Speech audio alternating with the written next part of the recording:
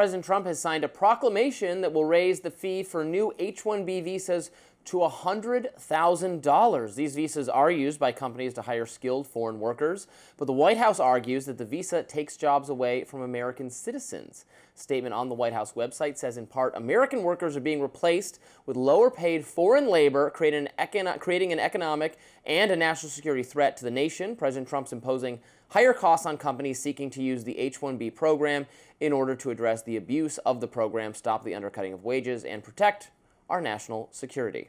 Now, Press Secretary Caroline Leavitt later clarified that this $100K fee will apply only to new visa applicants, not those who have already have a visa. She also said that the $100,000 is just a one-time fee, but that appeared to directly contradict Secretary of Commerce Howard Lutnick, who stated several times that it will cost $100,000 annually. Take a look. If you're going to train somebody, you're going to train one of the recent graduates from one of the great universities across our land. Train Americans, stop bringing in people to take our jobs. That's the policy here. $100,000 a year for H-1B visas, and all of the big companies are on board. Regardless, reactions on social media were quite mixed. CNN managing editor Zaka Jacobs said that Trump just killed the H-1B visa. Companies now have to pay $100,000 per year to bring foreign high-skilled workers to the U.S. This will dissuade them from doing so. Some jobs will be offshored. For Indian techies, the American dream just got killed. But Netflix co-founder Reed Hastings was more supportive, saying, quote, "I've worked on H-1B politics for 30 years. Trump's $100,000 per year tax is a great solution. It will mean H-1B is used just for very high-value jobs, which will mean no lottery needed and more certainty for those jobs."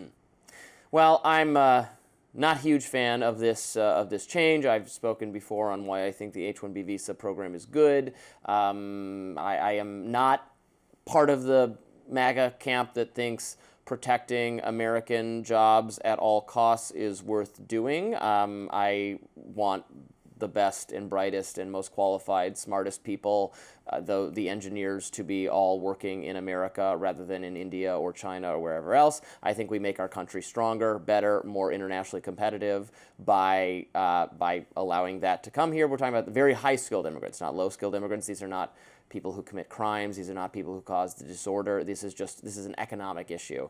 And to say that we don't want them, or that, and anytime the government says, yeah, the company will just have to pay more, and then I'm like, stop. That's where you lost me. We don't need to make it harder for.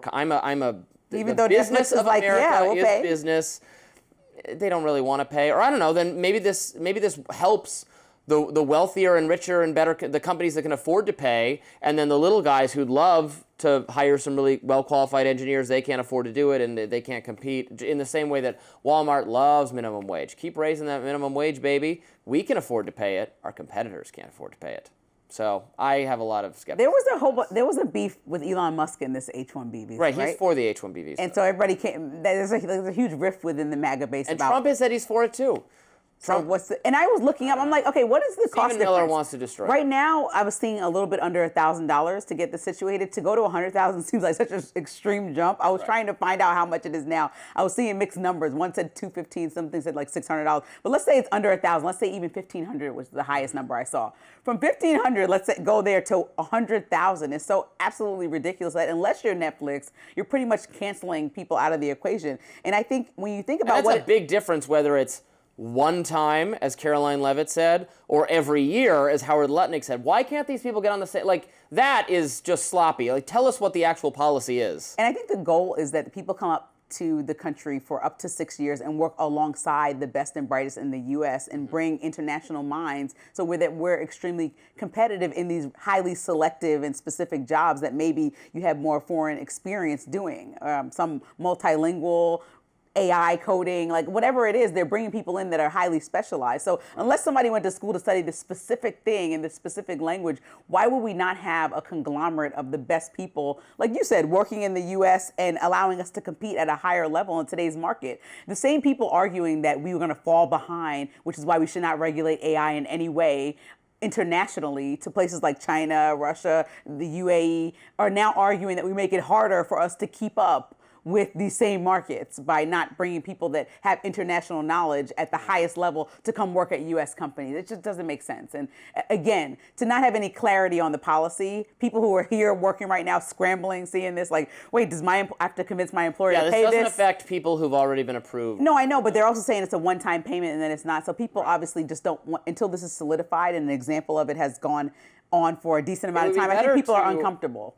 I was seeing people argue that it would be better to do this fee for the lottery system, or reform or change or get rid of the lottery system in some way, which makes a lot less sense than the H-1B visa system. You know my immigration policy. I want the 3 criteria. Everyone who is smart, rich, or hot can move here to America. That's my policy. If you meet one of those 3 criterias, you can buy your way in if you're rich, and then we should want you here, and that's good. Furthermore, I know we're so far beyond this, but doesn't Congress have to adjust the visa program? I'm sorry, I know no one cares. I know President Trump doesn't care that there's a Congress. There's 3 branches of the government. Congress doesn't care that there's a Congress. They both. Yeah, I'll sit alongside you in that argument. They're too busy arguing about, resolution. Are we going to condemn some violence or all violence? That's their business today. Should we condemn some violence or all violence? It doesn't matter. Do a real law. Do real work. And if we're going to go forward with this $100,000 visa, I think that President Trump should be the first to retroactively donate $100,000 since his wife, Melania Trump, and since he's such a billionaire, rich man, billion, he should donate $100,000 since his wife used this H-1B visa when she was modeling, and he should give it back to our country.